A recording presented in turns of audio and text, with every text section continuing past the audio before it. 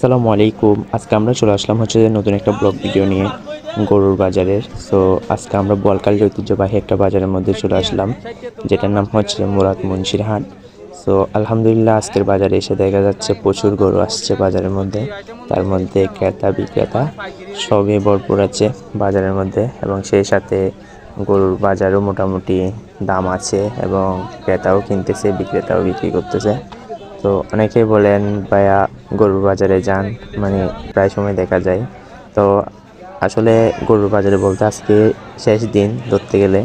তো গরুর বাজারে আসার মূল কারণ হচ্ছে যারা গরু প্রেমিক তারা অবশ্যই গরুর বাজারে আসবে এবং গরু দেখবে, গরু কিনবে, গরু বিক্রি করবে, এমনটাই।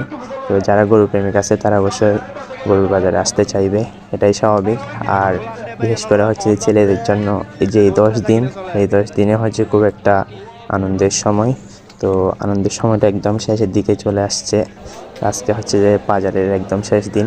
তো আপনারা যারা যারা এখনও বাজার ভিজিট করেন না, অবশ্যই গরুর বাজারে চলে আসবেন, দেখবেন। আর এখানের মধ্যে হচ্ছে যে ছাগল আছে, এবং অনেকগুলো ছাগল বাজারের মধ্যে বিক্রি হচ্ছে, এবং সেই সাথে বড় বড় আকারের গরু আছে।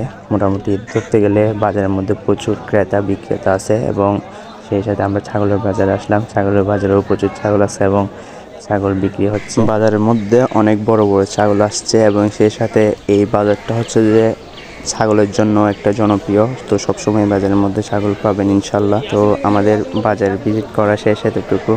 নেক্সট টাইম আগামীকালকের ভিডিওতে দেখা হবে ইনশাল্লাহ। আসসালামু আলাইকুম।